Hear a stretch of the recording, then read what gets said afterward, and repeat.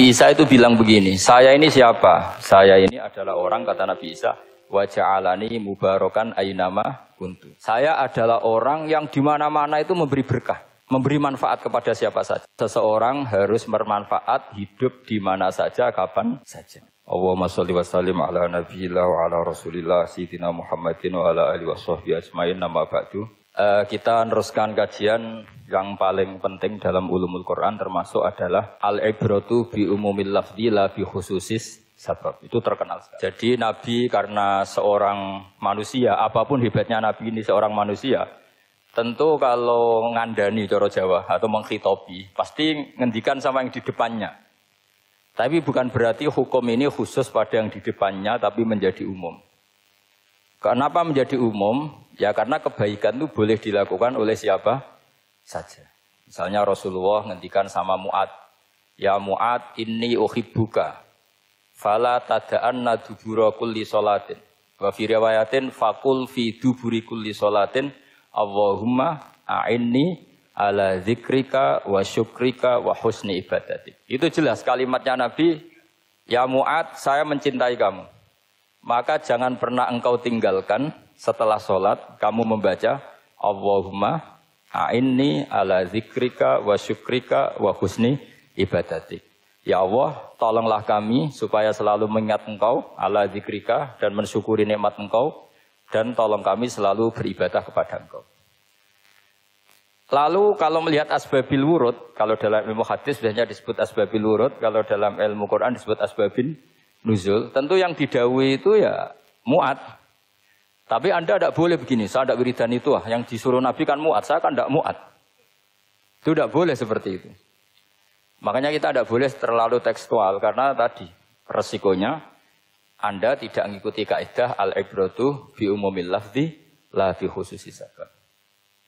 Sebab itu saya tadi di kantor rektorat ya Pak Ordas ya, bilang nanti untuk kajian yang di kantor rektorat pakai kitab Syajaratul Ma'arif, karena kitab itu juga yang sekarang dalam proses penerjemahan saya dengan Pak Quraisyab di PSG, yang di sini pakai kitab Itqon. Nanti mulai bulan depan, karena saya dipaksa untuk meneruskan.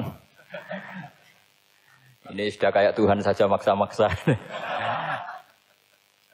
Itu pakai kitab Itqon. Nanti babnya tak kasih yang mendesak untuk diketahui. Termasuk apa? Al-ibratu bi umumil lafzi la bi khususis sabab. Sehingga di Quran misalnya begini, ada cerita begini.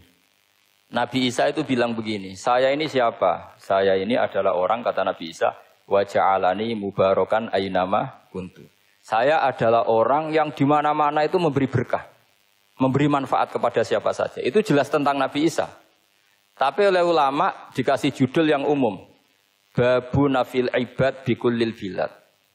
Bab bahwa seseorang harus bermanfaat hidup di mana saja, kapan saja. Meskipun itu Allah cerita tentang Nabi Isa. Tidak bisa kamu bilang itu kan Isa, saya kan tidak Isa. Tidak bisa seperti itu. Isa adalah ibaratun an ahlil khairi. Isa adalah figur orang baik. Tentu yang dilakukan baik. Tentu kebaikan boleh ditiru siapa saja.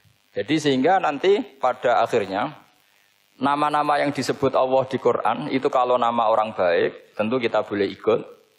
Paham ya? Kalau nama orang buruk tentu kita tidak boleh ikut. Ya gitu aturannya. Sehingga tadi ada al-ibratu bi umumil lafzi la bi khususi sabab. Jadi yang jadi pegangan adalah standar kalimat umum dengan pemaknaan yang ditentukan ulama. La bi khususi sabab, tidak terkait sebab itu. Misalnya yang paling masyhur tentu dalam hadis Madinah itu kira-kira kan utaranya Mekah ya Pak. Kira-kira ya. Utaranya Mekah apa selatannya? Utaranya kayak. Utaranya. Dulu penduduk Madinah itu kalau bikin kloset itu, pokoknya kalau qada'ul hajat itu menghadap ke utara atau selatan.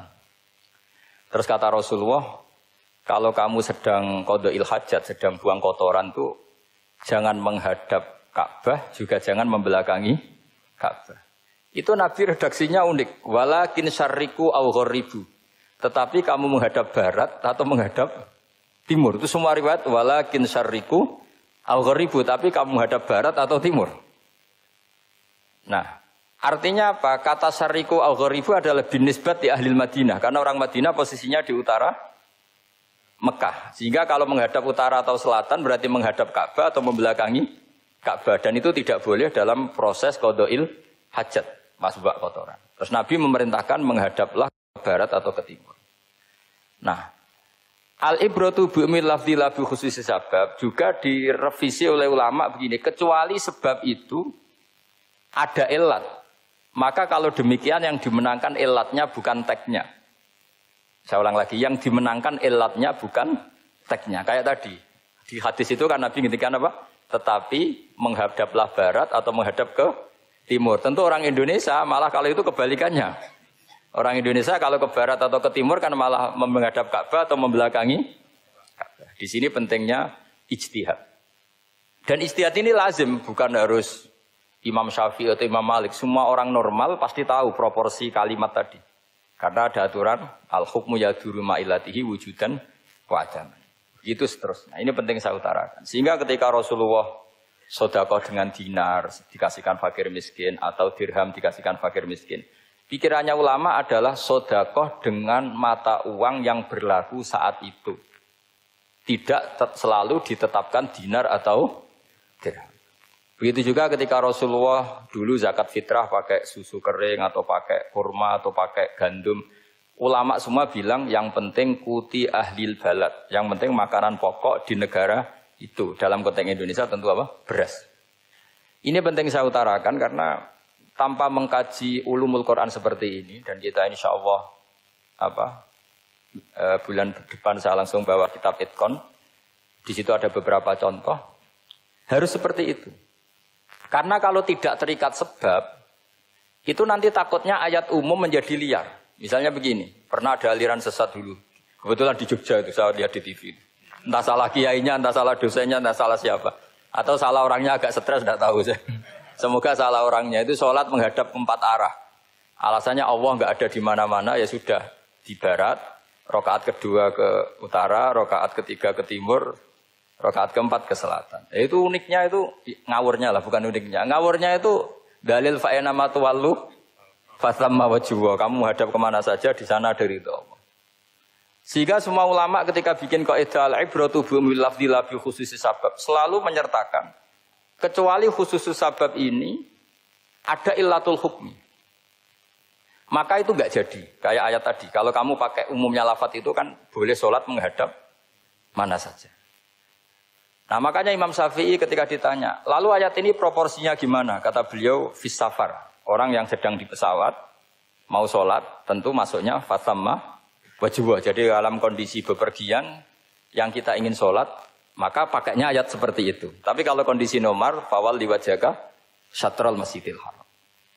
Jadi makanya ini penting ngaji ulumul Quran. Kita tidak bisa hanya megang terjemah atau megang apa, kemudian kita fatwa atas nama Quran dan hadis. Sehingga dulu syaratnya memang ketat, harus hafal Quran, hafal hadis, menguasai usul fikih, menguasai macam-macam. Karena tanpa itu memang tidak bisa. Sampai Ibnu Abbas ngendikan, kamu jangan pernah fatwa pakai Quran. Fa inna lahu wujuhan katsirah, karena Quran punya sisi yang banyak. Walakin hajuhum bisunnah. Kalau kamu adu hujjah, pakailah sunnah Rasulullah SAW. Karena di situ penjelasan Quran. Misalnya tadi Rasulullah ketika kondisi normal pasti sholat menghadap Ka'bah. Jadi kalau bepergian nanti unta, kata riwayat-riwayat, ainama tawajjahat bihi rakhilatuh. Kemana saja posisi unta menghadap. Ada ulama yang berpendapat itu khusus sholat sunat. Kalau sholat fardu dalam kondisi ada punya mobil harus berhenti. Ini madzhab Syafi'i. Jika misalnya saya, Pak Harsoyo, Pak On, bawa kijang, mobilnya sendiri. Kalau sholat fardu jangan mentang-mentang pakai kendaraan terus menghadap sekenanya. Kalau mau ke Banyuwangi berarti menghadap ke timur. Itu yang boleh hanya sholat sunat. Kalau sholat fardu harus berhenti. Karena kijang ini dalam kendali Anda. Kecuali dalam surah yang kendaraannya tidak dalam kendali Anda. Misalnya kita naik pesawat. Jadi harus dibedakan. Jangan mentang-mentang Nabi sholat di onta kemana saja menghadap. Tapi konteksnya kan onta ini, cara berpikir onta ini dalam kendali Nabi. Tapi kalau pesawat kan tidak. Jelas ya? Jadi makanya ini pentingnya proporsional. Jadi kalau kita naik kijang misalnya mau ke Banyuwangi. Kalau waktu duhur ingin sholat ya harus berhenti. Karena yang Aina matawajjahat bihi rakhilatuh, kemana saja kendaraan membawa kita itu dalam konteks sholat apa? Sunnah. Jadi ini pentingnya ulama. Ini yang dikatakan al ulama warasatul apa?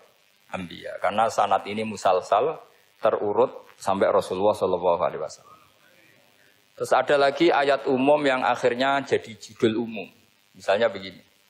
Kita tahu cerita Nabi Khidir, di antara ceritanya ada satu kampung itu pelit. Makanya orang pelit itu wajib didendami. Karena Nabi pun itu baik-baiknya orang. Kalau sama orang pelit tetap dendam. Karena buruk-buruknya orang itu orang pelit.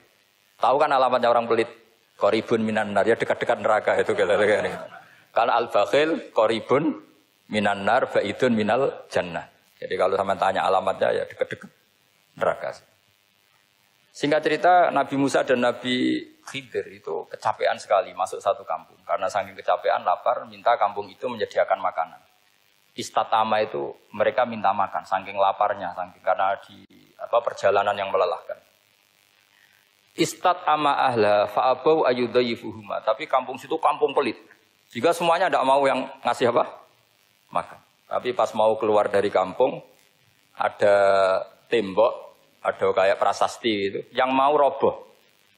Yang mau apa? Roboh. Terus sama Nabi Khidir, tembok yang mau roboh ini ditata. Ditata jadi baik lagi. Nabi Musa kata Nabi Musa, kok kurang pegawaian mau medit, pagri mbok urusi. Jadi makanya dendam sama orang meditnya agak sunat.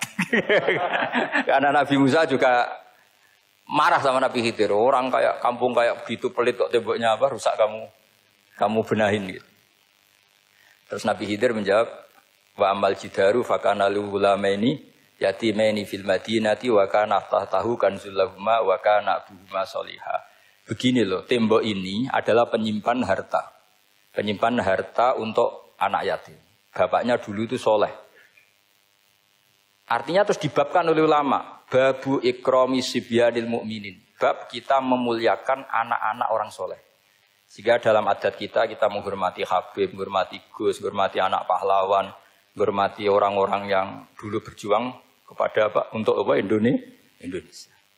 Karena di antara yang dipertimbangkan Nabi Khidir adalah wakana abuhuma sholihah. Tentu kita menghormati putra-putri yang dulu mendirikan UII, macam-macam. Ya tentu proporsional, tapi tetap saja dapat poin dulu atas nama putra pahlawan, putra orang-orang soleh. Karena Nabi Khidir ketika mempertimbangkan itu, alasannya wakana abuhuma sholihah. Fa'arada rabbuka yablugha ashuddahuma wastakhrijakan zahuma. Tentu Allah ingin kalau tembok ini roboh, kemudian kelihatan khazanahnya atau tabungannya, nanti dipakai orang-orang dolim. Kalau dipakai orang dolim, maka yang berhak tidak mendapatkan.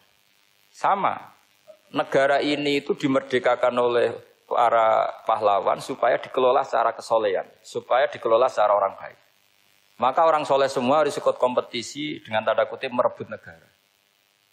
Karena apa? Tapi tentu tidak perlu chaos, tidak perlu anarkis, karena tentu kemerdekaan ini dibela-belain supaya kita jadi baldatun thayyibatu wa rabbun ghafur. Sama, pertimbangannya Nabi Khidir, kalau ini kebongkar, tersibak, pasti diambil orang-orang dolim. Dan akhirnya yang yatim tadi tidak dapat. Akhirnya dibabkan lagi di bab tertentu. Bab menjaga harta supaya tidak dikuasai orang dolim. Jadi akhirnya menjadi sekian varian ilmu. Pertama, varian ilmu bab menghormati anak orang soleh. Terus bab supaya harta ini tidak dikuasai orang zalim dan seterusnya dan seterusnya. Nah, saya harapkan nanti dengan ulumul Quran kitab Itqan itu nanti aturan-aturan seperti itu tertanam pada Anda. Sehingga sebetulnya ulama fikih yang ngarang kitab sampai satu boto-boto itu sebetulnya ya normal-normal saja. Kalau sampean sudah mengkaji ilmu yang kayak saya kaji itu normal-normal saja. Misalnya begini, saya beri contoh ya. Orang munafik itu disifati Allah gimana? Wa idza qamu ilas sholati qamu kusala. Orang-orang munafik adalah orang ketika mau sholat itu bermalas-malasan.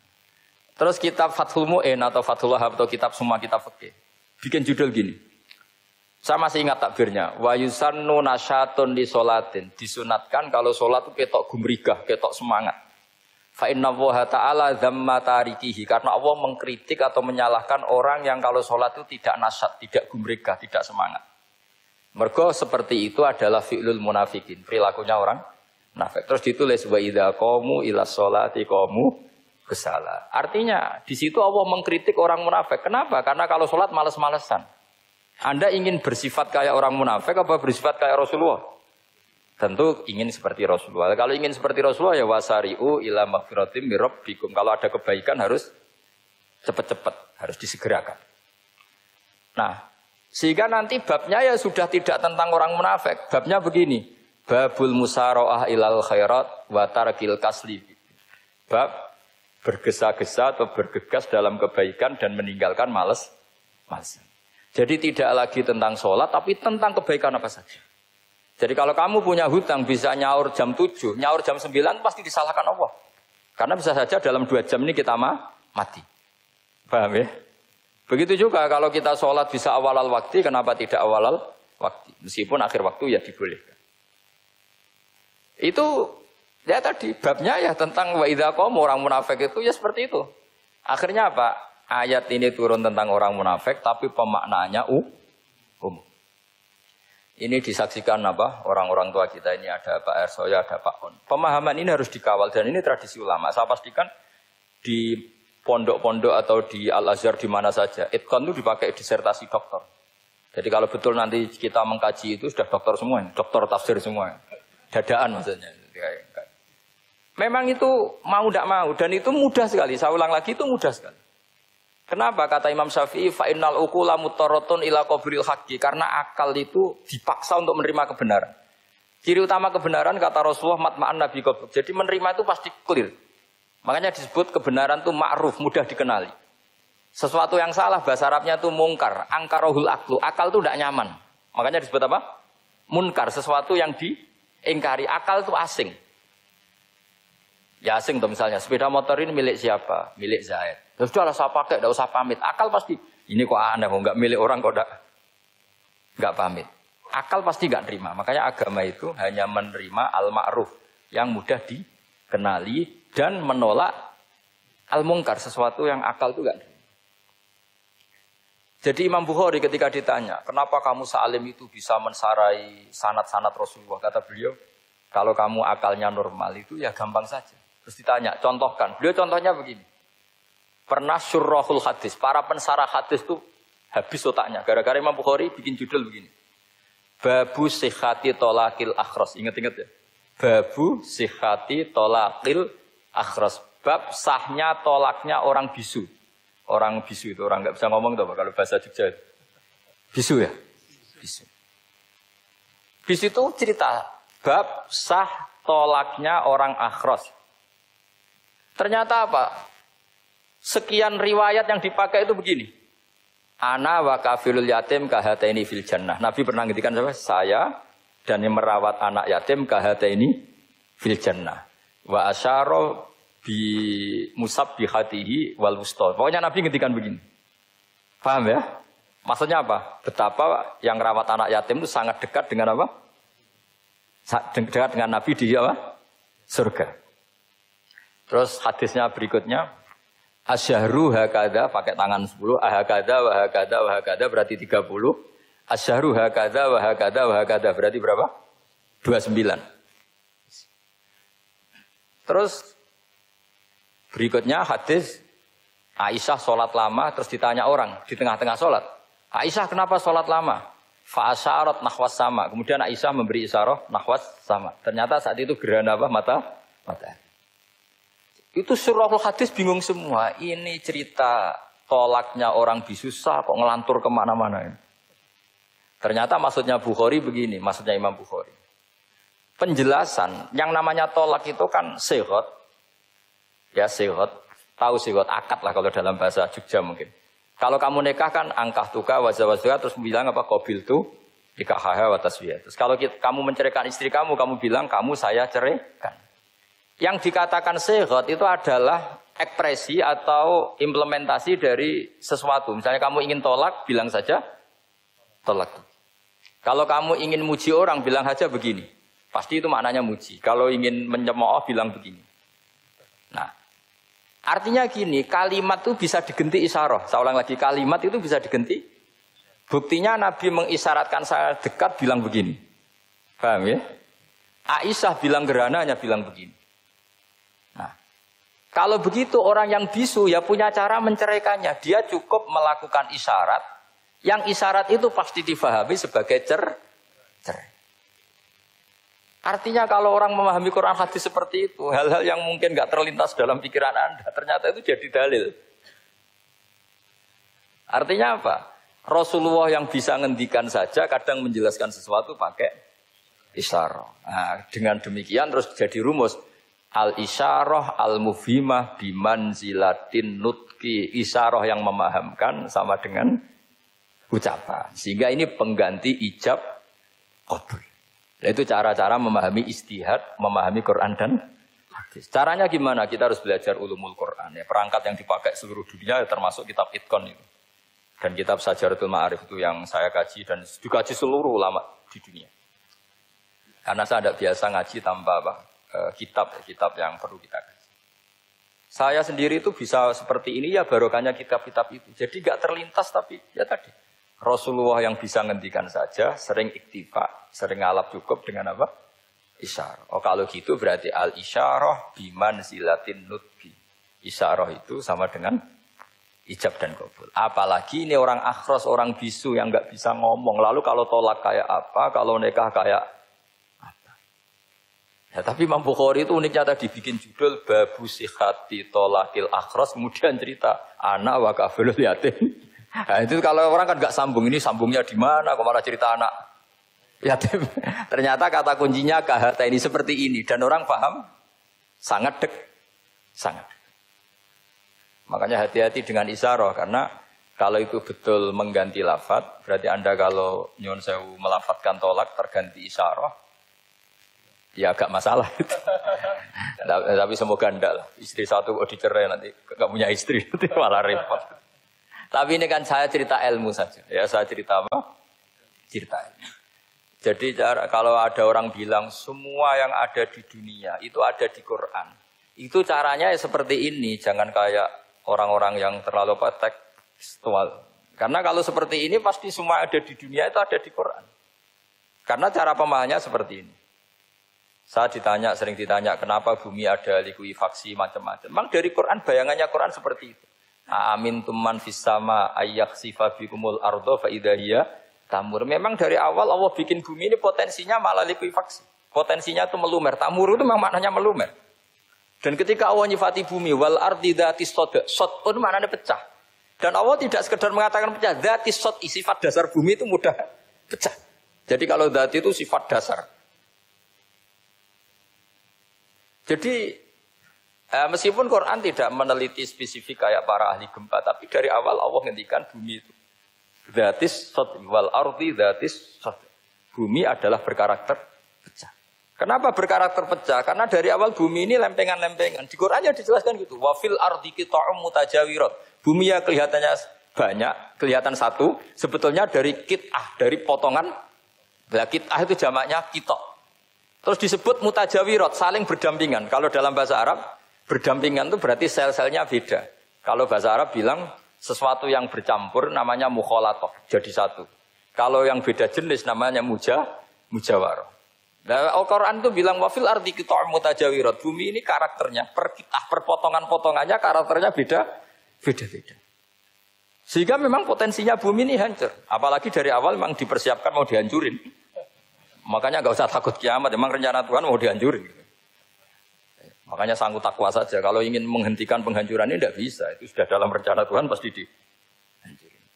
Makanya kalau orang sufi ditanya, kenapa tidak bangun rumah? Tuhan aja mau rencana ngancurin bumi, kok saya rumah tak tata, nanti juga hancur. Ya. Tapi kalau di Islam kota saya ngomong gitu kan dia kata, wah ini orang nggak jelas ini. Gitu.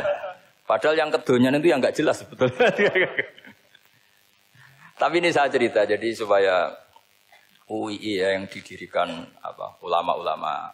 Saya masih ingat ketika Profesor Zaini cerita, Pak Zaini saya ini kan kiai, saya tidak punya gelar apa kok. Jangan minta bantuan ini. Katanya Pak Zaini dulu UI ya didirikan banyak kiai dan sebagian pendirinya juga nggak punya gelar katanya. Gitu. Tapi mendingan nggak punya gelar manfaat daripada punya gelar nggak manfaat. Malah problem. Tapi ya nggak masalah. Sudah ada manfaat, tidak punya gelar malah repot lagi. Sudah cara berpikir gitu saja. Sudah. Pokoknya sementing semuanya baik apa saja. Jadi nanti setelah sampean mengkaji ulumul Quran, ya tadi seperti yang dikatakan Imam Syafi'i, itu gampang sekali. Kenapa gampang? Karena fa'innal uqula mutarratun ila qabulil haq. Akal ini pasti dipaksa untuk menerima kebenaran. Kayak saya berkali-kali ditanya sama seorang kiai, kenapa sih Gus masalah la ilaha illallah kok sampai Nabi ngendikan wa in zana wa in saraka. Siapapun yang melafadzkan la ilaha illallah Muhammadur Rasulullah itu suatu saat pasti masuk surga. Meskipun dia pernah zina, pernah maling. Itu jelas teks hadis di Bukhari, di Muslim, wa in zana wa in saraka. Meskipun zina dan ini bukan berarti Nabi melegalkan perzinahan, enggak, ma'adzallah, enggak akan terjadi. Nabi melegalkan perzinahan. Tapi Nabi ingin ngendikan begini, absolutisme kebenaran itu tidak terganggu oleh kesolehan dan kefasikan. Karena kebenaran absolut siapapun akan ngomong seperti itu. Saya berkali-kali nyontohkan, Rektor Al-Azhar akan bilang 1 tambah 1, 2. Lonte ya bilang 2, koruptor ya bilang 2, KPK ya bilang 2, 01 ya bilang 2, 02 ya bilang 2. Karena absolutisme kebenaran. Dan Nabi itu ingin mengatakan bahwa Allah Tuhan ini kebenaran sejati. Sehingga siapapun yang melafadzkan sah. Sehingga orang yang kafir 70 tahun sekali melafadzkan syahadat sah. Tidak usah begini. Pak kafir, soleh dulu ya beberapa tahun gitu. Baru Anda sah melafadzkan kalimat la ilaha. Tidak ada seperti itu. Semua ulama ijma. Orang kafir 70 tahun melafadzkan la ilaha illallah sekali. Langsung menjadi Muslim. Kenapa sah? Kebenaran absolut tidak bersyarat kesolehan maupun kefasikan. Ya kayak tadi, orang bilang 1 tambah 1 harus profesor apa anak TK boleh? Jangan mentang-mentang profesor, doktor, rektor, UGM, atau UI. Tadi anak kecil bilang berapa? 1 tambah 1, 2. Sudah, aku tak bilang 4. Tidak bisa. Kebenaran absolut itu orang akan sepakat. Nah, Quran itu termasuk kebenarannya absolut. Maka harusnya siapapun bisa memahami Quran. Termasuk orang yang sebelum Islam. Sekarang saya tanya ke sampean, ketika Umar masuk Islam karena dengar Quran, itu dulu dengarnya apa dulu Islamnya? Dulu dengarnya, dan dia paham. Wa ma huwa min kalamil basar, ini tidak mungkin omongan manusia seindah ini. Karena mudah difahami Quran. Nah sekarang enggak, karena ada sistem akademik. Itu terus orang macam-macam urutannya. Jadi repot sekarang. Kalau kata tafsir At-Tabari lebih ekstrim lagi. Itla yuqalu masalan ifham bima la aqlalak. Jadi orang-orang kafir ini kan, orang-orang kafir Mekah ini kan Rasulullah jadi nabi ini kan semua orang masih kafir. Enggak ada mahasiswa UI, enggak ada orang NU, enggak ada orang Muhammadiyah. Semuanya orang kafir, semuanya masih kafir. Terus Nabi membawa Quran, maka khitab pertama itu bukan ya ayuhan nahdiyun, ya ayuhal muhammadiyun. Khitab pertama kul ya ayuhal kafirun, karena pendengarnya semuanya kafir. Dan itu mereka paham. Tapi nanti soal hidayat nomor 2. Tapi mereka itu yang jelas paham. Sehingga banyak orang kafir yang menjadi muslim karena mendengar Al-Quran. Jadi ini penting diketahui. Karena kebenaran itu milik siapa saja dan akan mudah difahami. Kayak tadi. Kalau 1 tambah 1, 2 itu rektor ya bilang 2, anak TK ya bilang 2, musuh kamu ya bilang 2.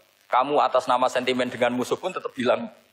Nah di sini kadang Nabi ngendikan mangqala la ilaha illallah dakhalal jannah wa in zana wa in saraka. Proporsinya seperti itu, bukan berarti Nabi melegalkan zina, bahwa kalimat ini kalimat yang kebenarannya absolut sehingga siapapun sah mengatakan itu, meyakini itu meskipun punya masa lalu seperti itu. Jadi jangan salah makna terus Nabi melegalkan, tidak sama sekali. Jadi saya mohon ini jadikan satu ilmu. Bahwa ilmu adalah tetap apa? Sehingga ada ayat kulil ladzina kafaru iyantahu yughfar lahum ma qad salam. Katakan kepada orang-orang kafir sekali menghentikan kekafirannya yughfar lahum ma qad salam. Maka kekafiran di masa lalu dianggap hilang dan dia hanya dengan status yang sekarang yaitu seorang mukmin. Karena dia disahkan melafadzkan la ilaha illallah. Makanya pernah ada cerita, ini penting saya utarakan ke jenengan. Ada orang kumpul kebo, singkat cerita kumpul kebo lelaki sama perempuan.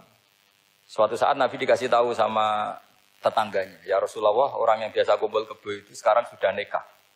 Jawabannya Nabi unik. Alhamdulillah, kira-kira gitu kalau bahasa Indonesia. Qad kharaja min sifahin ila nikahin.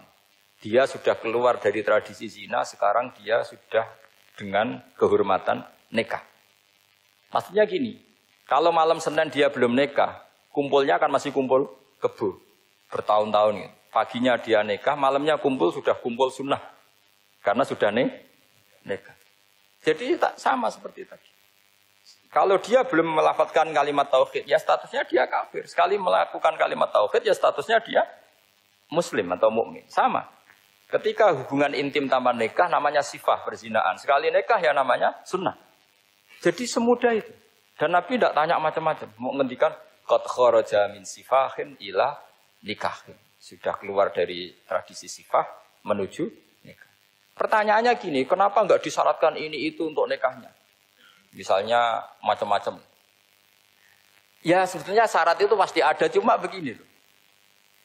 Orang yang ingin menghentikan keburukannya harus kamu katakan sah sekarang juga. Karena kita mengesahkan penghentian keburukan. Jangan lalu orang yang mau tobat malah dipersulit. Jadi misalnya la ilaha illallah, kamu belajar makhraj dulu, bila-bilanya lah benar. Belajar bahasa Arab dulu. Ya kacau. Apalagi saya persiapkan seremonialnya dulu, nanti di masjid di syuting supaya satu Indonesia tahu yang Islamkan saya itu kiainya yang engkek malah repot lagi. Ini penting saya utarakan supaya clear. Jadi saya ulang lagi, al-ibratu bi umumil lafzi la bi khusus sabab. Allah ya enggak apa-apa cerita Nabi Musa, cerita Nabi Isa, cerita misalnya begini, bolehkah orang soleh itu jadi raja? Jawabannya harus bilang boleh. Karena Allah pernah menfigurkan tokoh soleh yang bernama Sulaiman dan Daud. Dan beliau adalah raja. Ketika Imam Syafi'i ditanya, bolehkah orang Islam tidak kawin? Ya asal dia ada zina ya boleh. Karena Allah menyebut hamba yang soleh. Dan sebagian mereka tidak nikah. Yaitu Nabi Yahya dan Nabi Isa. Yaitu wasayyika wa hasura wa nabiyya minas sholihin. Jadi cara berpikir Imam Syafi'i gampang. Bagaimana hukumnya orang Islam yang enggak nikah padahal dia... Tapi asal gak zina loh ya. Ya jawabannya ya boleh. Karena Allah mensifati Nabi Yahya dan Isa dengan status hasur. Tidak apa? Nikah. Bolehkah seorang soleh jadi raja? Ya boleh. Daud dan Sulaiman itu seorang soleh dan jadi raja. Bolehkah orang soleh itu fakir? Wah sudah banyak. Gak usah dibolehkan sudah banyak. Kan? Jadi gampang sekali Quran di depan ahlinya itu. Jadi kalau Imam Syafi'i ditanya. Fa'inna wa ta'ala dzakara abdan sholihan wa qala wa sayyida wa hasura wa nabiyam minas sholihin. Ternyata ini orang yang ditanya, apakah boleh orang soleh itu jadi politikus, jadi pejabat? Ya boleh saja. Faqad ataina ala Ibrahim alkitab wal hikmata wa atainahum mulkan azim. Jadi ini yang boleh bukan sekedar Ibrahim. Padahal di ayat itu tentang ala Ibrahim. Cara berpikir ya tadi, ternyata kesalehan tidak mengganggu jabatan. Ya tentu ya maksudnya untuk kesalehan juga. Jika agama ini gampang. Makanya kalau ada yang tanya, bagaimana perempuan punya aktivitas? Ya jawabannya asal kebenaran ya boleh. Allah cerita Bilqis dan itu raja perempuan. Di hadis banyak kecakapan Aisyah memimpin, macam-macam. Jadi gampang saja. Nah, kenapa sekarang banyak orang berdebat tentang Quran dan nyuwun sewu sampai pada level gontok-gontokan ekstrim? Karena mereka nggak mau belajar ulumul Quran. Kegiatannya debat, tukaran. Yang bingung kita, yang waras ngalah lah kira-kira gitu. Ini nggak pernah ngaji Quran, gegernya. Ya kacau. Ada ulumul Quran, jadi yang namanya kitab Al-Itqan. Dan itu dibukukan oleh ulama. Dan gampang sekali. Pernah ya Sayyidina Umar ketika Futuhat, beliau sudah Futuhat itu mengalahkan musuh-musuh Islam yang memusuhi Islam. Perlu dicatat, musuh-musuh Islam yang memusuhi Islam. Karena kalau yang tidak memusuhi Islam nggak boleh dimusuhi juga. Ya. Singkat cerita ditanya, kenapa kita tidak tasakuran besar-besaran, kita kan sudah menang. Padahal disambut sedemikian rupa. Jawabnya Umar apa? Inna wa ta'ala qad ayyara qauman faqala adhabtum thayyibatikum fi hayatikumud dunya wastamta'tum biha. Allah itu mengkritik kelompok kaum yang dalam hidupnya itu foya-foya. Maka saya akan mengurangi foya-foya itu supaya saya menyisakan jatah foya-foya saya sampai di surga. Nanti orang kafir ketika dimasukkan neraka di antara taubehnya Allah. Taubeh itu ya semacam kayak disalahkan gitu.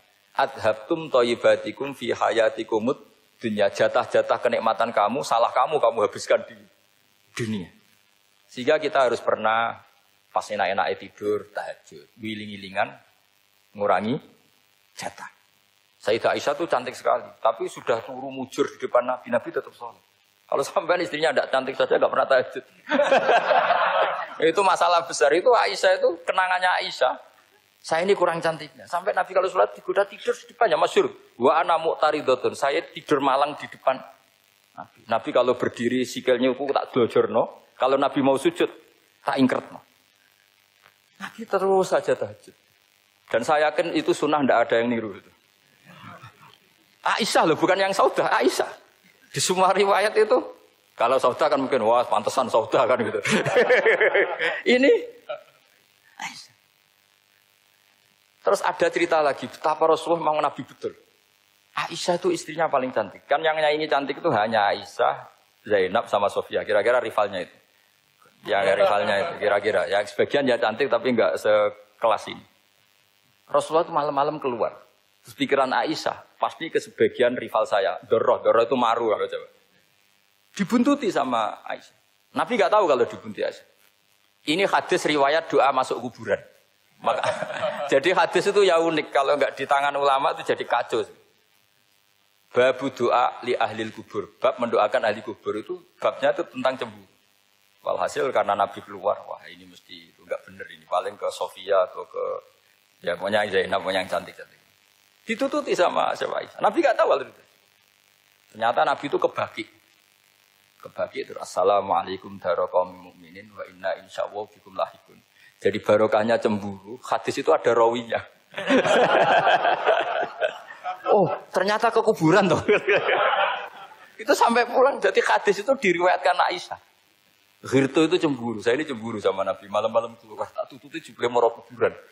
Lah, sahabatnya tanya, muridnya Aisyah, lalu baca apa? Assalamualaikum daraqaumil mukminin wa inna insyaallah bikum lahikun. Kalau sampean kan enggak, dibuntuti tok bar tenan. Mesti barbaran. Jadi ini penting saya utarakan. Jadi coba ulumul Quran dikaji secara baik. Insya Allah nanti maknani Quran itu mudah. Karena memang sesuatu itu harus ada ilmu. Ya sesuatu itu harus ada ilmu. Banyak ulama itu nangis karena mudah memahami rahmat Allah. Abu Yazid Al-Bustami itu jadi wali bukan karena banyak wiridannya, enggak. Dia setiap makan itu memuji begini, ya Allah, engkau itu tidak butuh saya, tapi kenapa ngasih makan saya? Kalau majikan ngasih makan karyawannya kan supaya mau kerja. Semua kebaikan manusia itu pasti ada imbalannya. Tapi engkau itu tidak butuh apa-apa, kenapa ngasih nikmat kepada manusia padahal engkau tidak butuh? Itu kan aneh betul. Kalau apapun ikhlasnya orang, kalau ngasih itu kan ada maunya. Meskipun sudah bilang ikhlas. Oh sudah, tapi kalau Allah itu tidak butuh. Misalnya ada orang nyumbang masjid ikhlas. Tetap di hatinya, benak Jumatan Par, Quran yang dindi. Tetap ada kepentingannya. Tapi kalau Allah tidak. Sehingga cara mensifati Allah itu luar biasa. Makanya orang jadi wali itu diantara kata Rasulullah, Inna woha la yardu anil abdi idha akalal akla fayahmaduhu alaiha au yashrba syarba fayahmaduhu alaiha. Allah itu sangat ridho. Orang jadi wali itu kan diridani Allah. Allah itu sangat ridho kalau seseorang makan kemudian dia muji Allah. Coba apa hebatnya Donald Trump kalau nggak makan ya lemes mati. Apa hebatnya presiden seluruh dunia kalau nggak makan ya lemes mati. Orang yang katanya paling top di dunia, itu nggak makan kangkung nyatanya ya lemes. Hebatnya di mana? Yang kita puji-puji hebat, ternyata kalau nggak makan itu lemes. Pak Rektor nggak makan lemes, apalagi Pak Onwel nggak makan lemes. Hebatnya apa coba? Nah, terus kelihatan wa khuliqal insanu dhaifa. Makanya ketika Allah mengingatkan orang yang menyembah Isa, Allah hanya menghentikan gini, karena yakulani to'am. Isa dan ibunya itu makan. Maksudnya kalau nggak makan itu ya lemes. Kamu kebayang nggak punya Tuhan terus, Pak Tuhan jangan lemes, monggo dariin ya. Kayak apa malunya kita punya Tuhan kalau nggak makan apa? Lemes. Terus nanti cerita, alhamdulillah tadi Tuhan mampir sini. Tadi lemes lah tak kasih makan, bergas lagi. Makanya orang kritiknya mesti sederhana. Karena ya pula to'am. Kok kamu Tuhan kan gimana? Ini kalau nggak makan itu. Tapi kita sering keliru mengatakan Presiden Amerika itu super power hebat. Hebatnya di mana seorang manusia? Kalau nggak makan ya. Ini makanya Allah ngendikan wa khuliqal insanu dhaif. Sehingga banyak para wali itu dekat Allah ketika makan. Bukan apa-apa karena tadi makannya itu Tidak kayak sampai anak makan, banyak lahap, segala-galanya udah gitu. Itu tidak setiap makan, ya Allah betapa lemahnya saya. Yang katanya rektor, yang katanya profesor, katanya orang alim, kiai, katanya pengurus NU, pengurus Muhammadiyah. Ternyata kalau tidak makan, lemes. Kerennya di mana lemes? Sehingga terus tawadu, terus macam-macam. Jadi ini penting. Jadi Allah mengingatkan manusia itu dengan makan. Makanya Nabi Rasulullah ngendikan, Allah itu sangat ridho seseorang yang setiap makan muji Allah. Tapi sekarang orang makan itu banyak yang enggak menjiwai. Karena ada aturannya sebetulnya, ngunyahnya sampai sekian kali. Ya, tapi sekarang kan sudah ada seperti itu. Makanya sekarang wali sudah enggak banyak. Pendaftarnya juga sudah ada banyak. Apalagi orang-orang intelek itu sudah agak tertarik daftar wali. Memangnya kalau sudah jadi wali dapat uang, malah repot lagi kalau itu.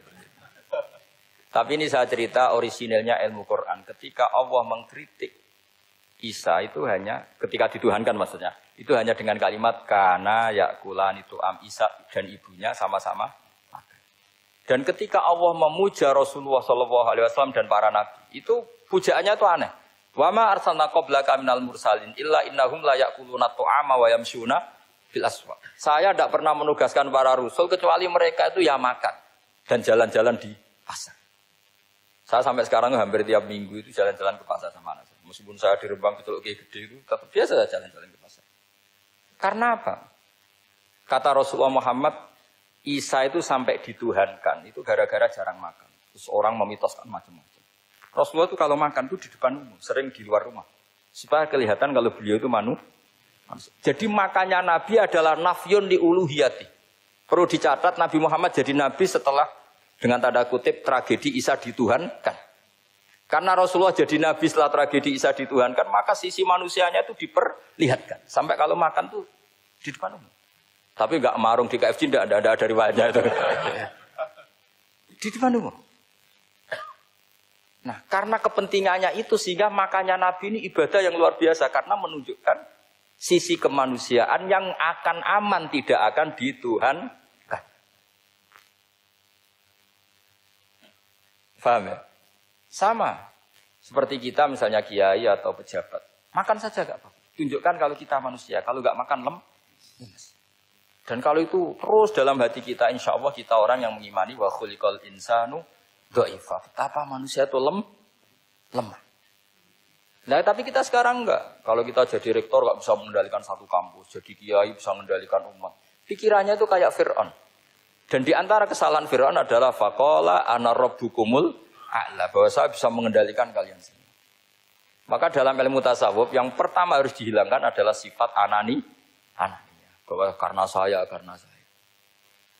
Tapi kalau orang mau jadi wali atau orang dekat Allah, kenapa saya sering menyebut kata wali? Sebenarnya khazanah wali itu ada di Quran. Ala inna awliya Allahi la khaufun alaihim wa lahum yahzan. Cuma orang kota senangnya bakas intelektual. Wong desa senangnya bakas wali. Akhirnya banyak orang yang enggak wali modus pura-pura wali terus nipu orang. Jadi sama-sama ada korban. Yang intelektual juga sama. Seakan-akan lebih intelek dibanding wali ini. Makanya saya supaya bahasa intelektual ya ada di Quran, maksudnya terjemahannya ada, bahasa wali juga apa? Ada. Dan kadang orang jadi wali itu melakukan hal-hal yang kecil. Yaitu merasa doif saat apa? Makan. Merasa doif saat makan. Karena tadi paling mudah menafikan ketuhanan seseorang adalah nyatanya kalau nggak makan lemes. Paling mudah mendoifkan manusia yang katanya presiden superpower pun kalau nggak makan. Apa artinya kehebatan manusia yang sehatnya bergantung nasi satu mangkok? Kerennya di mana coba? Presiden kondang bisa pengaruh seluruh dunia. Jajalnya gak mangan sedino. Lemes. Berarti hadar rojul lelaki ini bergantung satu mangkok nasi. Hebatnya di mana coba? Makanya ada seorang raja angkuh datang ke seorang ulama. Saya raja bisa mengendalikan dunia. Kata ulama, tanya gini. Andaikan kamu tidak bisa minum, kemudian harus bisa minum kalau orang menukarkan kerajaan kamu. Kamu boleh minum, asal kamu tidak jadi raja. Apa kamu kasihkan kerajaan kamu ketika kamu harus minum dengan cara seperti itu? Misalnya di tengah belantara, kalau di Arab kan sering ada apa? Sahara itu ada padang pasir. Terus kata raja itu, ya saya milih minum. Kalau saya tidak minum mati, mendingan tidak punya kerajaan. La tafrah bimulkin la yusawi Kak samain. Kamu jangan bangga dengan kerajaan yang nilainya tidak ada dengan segelas air. Baru dia sadar ternyata. Jadi kamu jangan bangga dengan satu kerajaan yang bahkan akan kamu tukarkan dengan segelas. Artinya pertanyaannya gini, kerajaan yang kamu bisa mimpin ini ditopang air apa ditopang keangkuhan Anda? Sebenarnya ditopang air. Karena sekali Anda tidak minum, tidak bisa jadi raja. Terus lemes, diobatno. Sama presiden juga gitu. Kalau nggak makan, nggak minum, terus sakit, stroke, nggak bisa jadi presiden. Artinya ternyata betapa manusia ini bergantung dengan sesuatu yang remeh, yaitu makan, minum, makan, minum. Nah di sini ini, kenapa Quran menyebut para nabi itu apa? Illa innahum la ya'kuluna ta'ama wa yamshuna fil aswaq. Kalau kamu tidak memahami seperti ini kan terus kayak Quran kok ngomong hanya gini kok. Kayaknya kelasnya kok gitu. Cara pandang tidak seperti itu. Paham ya? Terus kula niku sangat fanatik kalian yang namanya belajar. Karena niku sing kula anggap ingkang ngilangi adab, ngilangi laknat. Kula beberapa kali terdikte oleh baca. Misalnya baca sistem geologi bumi. Niku zaman wonten likuifaksi teng Palu. Itu beberapa ahli geologi tanya saya, Pak Bahak, apa ada pembenarannya dalam Quran? Terus saya bilang, sampean baca ayat ini dengan kamus bahasa Arab yang dikarang orang sekuler. Atau bila perlu yang dikarang orang Kristen. Biar kamu tidak nganggep saya ini nyari pembenaran. Selama ini alhamdulillah kadang kamus Munjid itu terkenalnya itu dikarang orang non-muslim.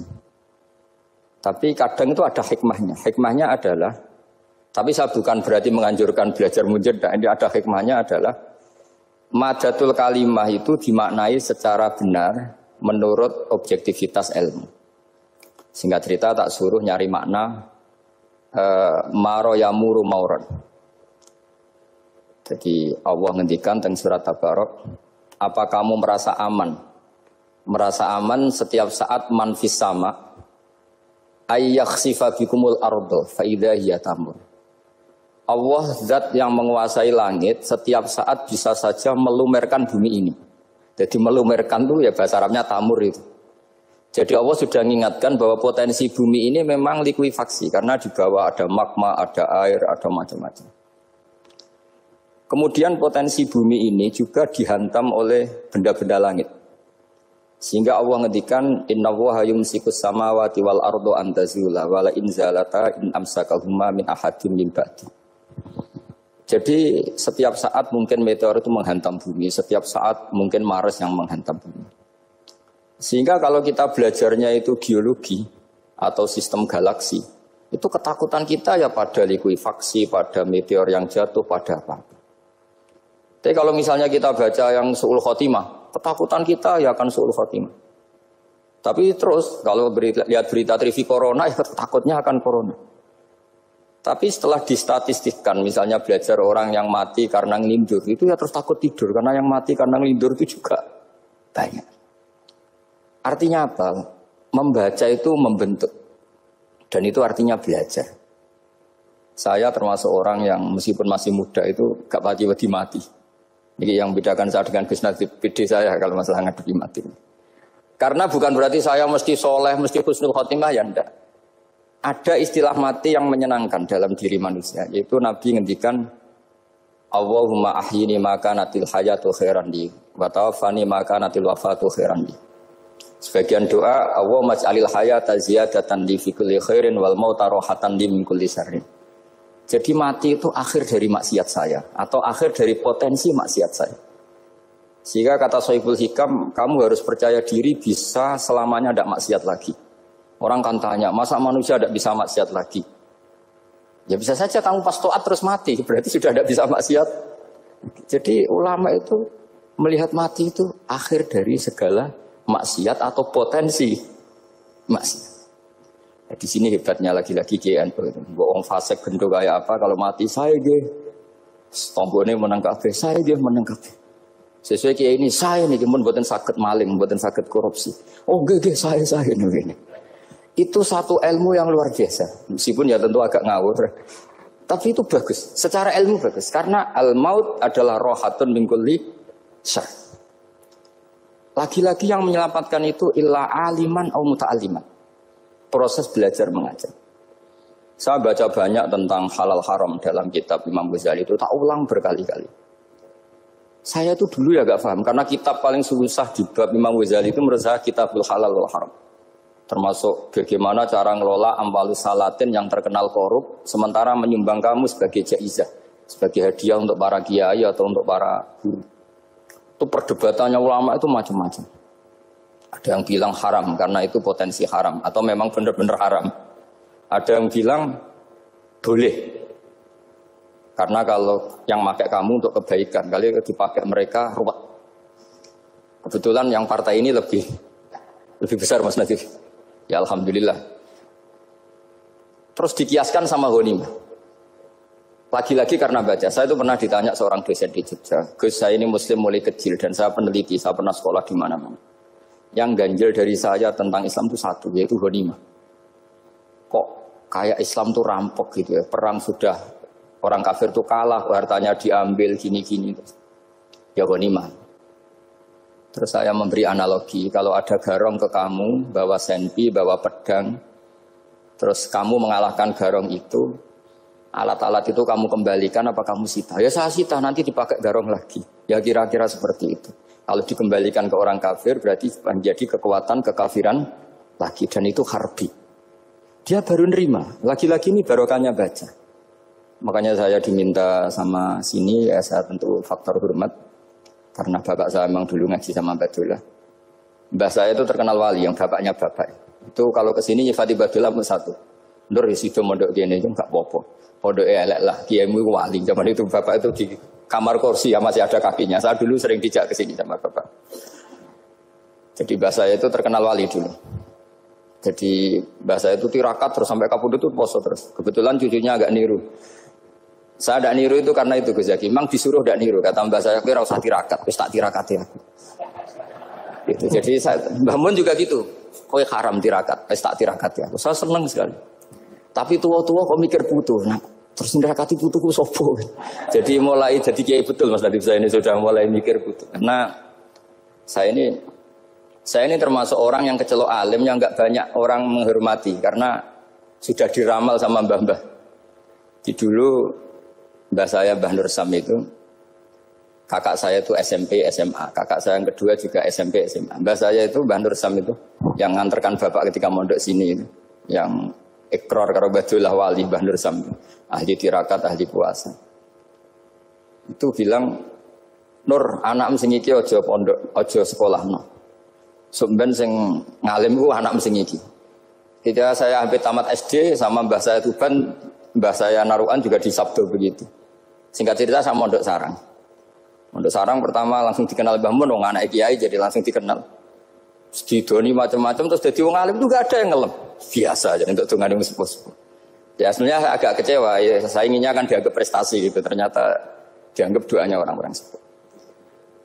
Ya, makanya kalau ini kita ya rodok, ya syukurlah sama Bang Mutamakin sama semuanya karena tadi, kenapa saya harus cerita ini? Quran sendiri mengakui bahwa orang soleh itu diantara aturannya adalah dzurriyyatam ba'duha min ba'd. Meskipun Allah bisa bikin orang soleh dari mana saja, tapi yang legitimit itu memang dzurriyyatam ba'duha min ba'd.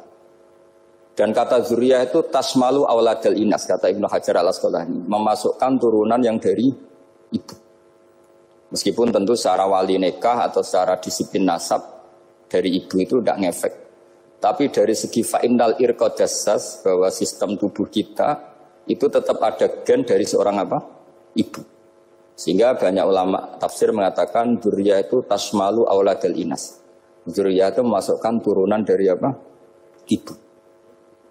Bapak saya itu nasabnya nasab wali, jadi babahnya itu suka tirakat, suka. Ibu itu nasab kiai. Jadi kalau bapak wiridan itu, kalau istiqomah itu disalahkan sama keluarga ibu. Istiqomah itu salah.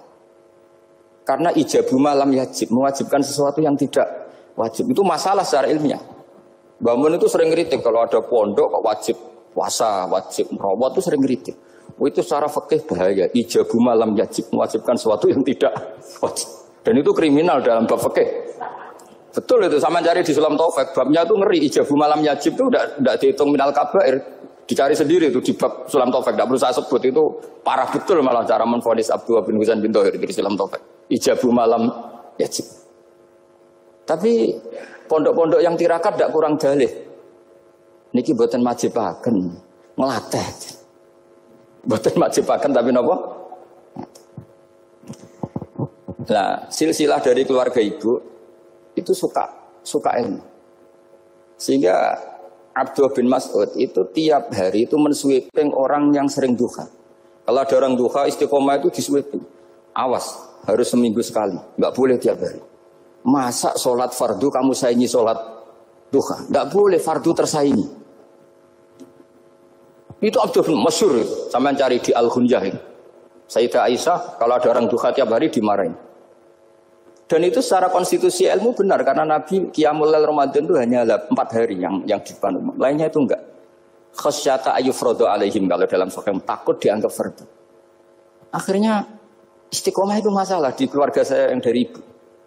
Nah, kebetulan kita ini suka ada istiqomah akhirnya ya seperti ini. Tapi ini ilmu harus kita bicarakan. Tapi yang istiqomah Bapak itu pengagum Badullah. Bapak itu suka sama istiqomah. Karena punya guru dulu Ki Zubedi istiqomah, Badullah istiqomah. Tapi jangan kira Badullah itu hanya istiqomah. Saya punya sanad banyak. Mungkin Gus Zaki lebih tahu. Sering saya diceritakan Bapak. Badullah itu nak ambek wong fase nemen-nemen itu ya rapati cocok. Senajan to majib no fase. Tak takok iki ngopo. Empuk nak ke fase darane wong awam untuk ganjaran. Mergo macane Quran gak fase. Padahal untuk ganjaran mergo seneng Quran. Jadi, terus tak takoki Bapak, niku saged damel syariat mboten? Ya ora kenek, pokoke ngono. Jadi gue ngekrori. Artinya beliau ndak ingin lah gara-gara kita terlalu pakem tajwid kemudian nganggap siapa saja baca Quran salah kemudian tidak dapat pahala. Bisa saja hamalahum ala ayaqraul Qur'an apa mahabbatuhum wa iskuhum wa kada wa kada. Jadi akhirnya saya jadi tahu. Oke, secara makhraj salah, tapi iseknya benar, mahabbahnya benar, brontonya benar. Jadi sebetulnya Badullah itu punya sekian makalah tentang ilmu. Hikam juga gitu. Nur nak cah santri ngaji ihya itu jauh oleh. Tapi nak ngaji hikam mojo. Maksudnya beliau entah kalau setelah itu Badullah itu melarang siapa saja santri ngaji hikam itu dilarangnya ada kelas tertentu untuk boleh ngaji hikam. Nah, kenapa saya cerita ini? Karena saya masih ingat betul di antara wasiatnya Mbah Mun itu. Pirroh sebab apa Fatihah kok ihdinas siratal mustaqim bukan siratoka tapi siratal ladzina an'amta alaihim. Dawe Mbah Mun fa innallaha ta'ala la ya'kul wa la yashrab wa la yanqih wa la kadza wa kadza. Allah itu tidak makan, tidak minum, tidak tidur. Sehingga kita tidak bisa niru Allah. Tapi yang makan tidur itu manusia. Sehingga kalau ingin dekat Allah ya niru siratal ladzina bukan siratoka. Kita cara tidur niru Kanjeng Nabi, niru ulama, cara makan, cara minum, niru Allah tidak bisa. Makanya bukan ihdinas siratal mustaqim siratoka tapi siratal ladzina an'amta. Maka dalam beragama itu butuh master, butuh panutan.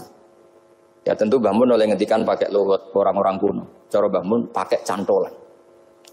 Maka saya punya makalah banyak dari Bapak, dari Mbah Mun, dari Mbah Zubair, dari sampai saya itu hafal sanad sampai Rasulullah SAW.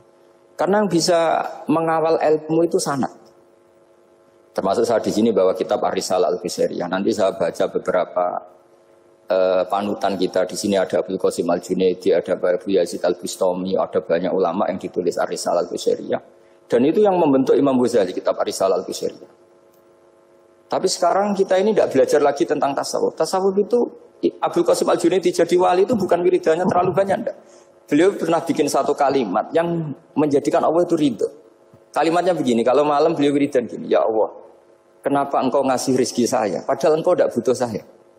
Kalimatnya sederhana. Kalau seorang majikan ngasih servis sama karyawannya, memang butuh pekerjaannya. Orang tua ke anak butuh kasih sayangnya. Tapi engkau ini zat yang tidak butuh saya, tidak butuh kita, ngapain ngasih? Jadi punya sisi betapa Allah itu luar biasa, Allah tidak butuh kok. Ngasih itu kan luar biasa. Jadi karena mensifati seperti itu Allah itu ridho. Itu luar biasa. Normalnya orang memberi itu kan, apalagi orang memberi kiai itu kacau sekali. 1.000 jaluk swarga. Salam template 1 juta wae jaluk kok. Swarga itu parah lagi. Nanti kalau enggak masuk surga diundat-undat. Itu ngeri lagi itu 1 juta minta apa? Surga. Sayyidina Ali itu diantara sebabnya beliau dekat Allah itu karena muamalahnya sama Allah itu benar. Di antara muamalah itu yang diriwayatkan di kitab Ar-Risalah itu syariah adalah masyhur itu. Kafani izzan antakuna li rabban wa kafani fakhran an akuna laka abdan. Tiap malam ya beritanya itu, ya Allah, saya sungguh sangat mulia karena engkau yang jadi Tuhan.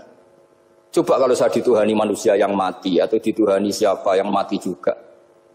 Wa kafani fakhran an akuna laka abdan. Saya ini bangga sekali karena jadi budakmu, jadi hamba zat yang tidak mati.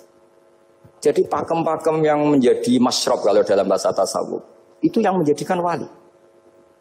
Sehingga yang dikatakan ibadah itu apa? Ma'rifatullah. Mengenali Allah secara benar. Jadi jangan kira wali-wali dulu terus terlalu istiqomah, ada juga. Mereka punya pakem yang menjadikan Allah itu ridho. Saya beri contoh nih, di sini banyak makalah, nanti saya beberapa baca tabarruk. Banyak riwayat dari orang-orang sufi. Nabi Ibrahim itu pernah ketemu orang Majusi. Beliau terkenal sakhok, terkenal sakhiyah. Ketika ketemu orang Majusi, ya Ibrahim, saya ini sehari saja ngasih makan saya. Kamu kan tukang ngasih makan orang. Terus, ya tapi bisarti antus lima, kamu harus Islam. Fakihnya Nabi Ibrahim adalah, kalau saya menolong dia berarti nolong orang kafir. Setelah orang itu lewat, berlalu karena Nabi Ibrahim gak mau hormat, Allah memberi wahyu ke Nabi Ibrahim. Kenapa ya Ibrahim tidak kamu terima 1 hari, kamu kasih makan 1 hari? Ya karena dia Majusi. Kata Allah, dia umurnya berapa? 60 tahun. Tanyakan, pernah kelaparan kan hanya hari ini? Iya ya Allah. 60 tahun dia kafir tak kasih makan. Minta kamu sehari aja kok gak boleh. Akhirnya Nabi Ibrahim dipanggil orang Majusi, dikejar dipanggil. Ayo tak kasih makan 1 hari. Kok kamu sekarang jadi baik? Habis ditegur Tuhan. Terus kata, ahakada yu'amiluni. Apa seperti itu Tuhanmu mengu'alamalai saya? Ya na'am. Akhirnya Islam orang Majusi. Jadi itu lagi-lagi ilmu. Jadi yang dikatakan ilmu itu satu teori atau kalimat atau apa saja yang menjadikan kita ini pakem. Meskipun pakem itu kadang sulit diterima orang-orang khusyuk. Orang khusyuk itu ya nyun sewu ada sisi nakalnya. Makanya Mbah Mun sering kayak jargon masyhur. Zada khusyuan, zada jalan, tambah khusyuk, tambah bodoh. Bukan bodoh dengan makna salah itu enggak. Memang kadang terus anti ilmu. Misalnya gini, ini contoh yang karena saya ini mengkhidmati ilmu, saya beri contoh yang urusan ilmu. Ada orang sujud diinjek orang fasik, kepalanya diinjek orang fasik. Terus si orang yang sujud tadi ini ada di Sahih Muslim, juga ada di Ihya. Wallahi la yaghfiru wa laka. Pakai sumpah, wallahi la yaghfiru wa laka. Allah langsung mewahyukan ke Nabi fi hadzal zaman, fi tilkaz zaman atau fi dzalikaz zaman. Man dzalladzi yata'alla alayya alla aghfira li fulan qad ghafartu lahu wa ahbattu amalak. Katakan ke orang itu, siapa yang mencatut nama saya yang hanya berstatus tidak memaafkan. Itu enggak fair. Saya ini Tuhan kok bisa yaghfir, bisa yu'adzib. Kok sifat saya tinggal 1 yu'adzib, itu gimana? Dicatut separuh itu Allah tidak terima. Tapi kalau kita baca Quran, saya ini sama orang fasik ya benci. Saya ini orang soleh, setidaknya pura-pura soleh lah. Karena di depan para kiai. Tapi mau tidak mau. Ketika Allah mensifati dirinya tentang orang munafik gimana? Wa yu'adzibal munafiqina in sya'a au jatuh. Ini cocok tidak cocok. Potensi memberi tobat itu ada. Meskipun sama kalau orang munafik, tapi ya tetap bacanya wa yu'adzibal munafiqina ya in sya'a au jatuh. Rasulullah kayak apa bencinya dengan Wahsy karena qatilu Hamzah. Tapi Nabi tunduk sama konstitusi Quran. Laisa laka minal amri syai'un aw yatuba alaihim aw yu'adzibahum. Akhirnya Allah malah memberi tobat sama qatilu Hamzah, yaitu Wahsy. Ini pentingnya baca lagi. Kalau kita tidak baca, hanya khusyuk saja, tidak baca, pasti sama orang yang menginjak orang sujud tadi, yang menginjak pasti salah, nggak dimaafkan. Bongso pasti. Pertanyaannya adalah, betulkah Allah punya sifat 1, yaitu yu'adzib? Makanya kalau kita baca, misalnya baca Quran, walillahi mulkus samawati wal ardh, ya sudah, yaghfiru liman yasha wa yu'adzibu man yasha. Kalau nuruti rasa kita, ya inginnya ke kita, yaghfir, ke orang lain yu'adzib. Tapi Tuhan kan nggak terima. Saya ini Tuhan kok didikte makhluk saya ini gimana? Nggak bisa. Sehingga ya ini lagi-lagi ilmu. Makanya saya cocok, nggak cocok itu suka baca. Saya suka sekali baca mulai ulama dulu, ulama modern, setengah dulu. Mulai ulama yang kedunian sampai setengah kedunian. Suka. Saya dulu tuh gak suka uang. Karena saya memang tadi mbah saya dari bapak itu wali Mas Tadi. Kalau tadi Mas Nadif jujur, mulai Mbah Soleh itu suka bully mertuanya. Jadi saya alhamdulillah dia jujur. Jadi Mbah Soleh itu menantunya Raden Asnawi. Itu ya bully-bulian sama ini terus ditiru beliau ini. Itu gak suka sebenarnya. Saya itu ya pokoknya tadi kalau orang daftar wali itu kan gak suka sama. Karena mereka nangis ketika Allah ngendikan wa aqridu wa atau ayat-ayat anfiku atau orang baik disifati wa aqridu wa qardan hasanah. Itu hadal khitab li ahlil jiddi wasarwah. Ini khitab untuk orang kaya. Kalau isin Gusti jenengan nampen ngongkon infak kok kalau diinfaki. Jenengan nampen ngongkon ngamal kok kalau di ngamali. Jadi maka yuhibbunal mal, mereka tidak suka harta. Walakin diana luladzatal khitab bil infak, dan itu harus kaya dulu untuk bisa infak. Jadi itu uniknya. Akhirnya saya Imam Sa'roni penting juga kaya.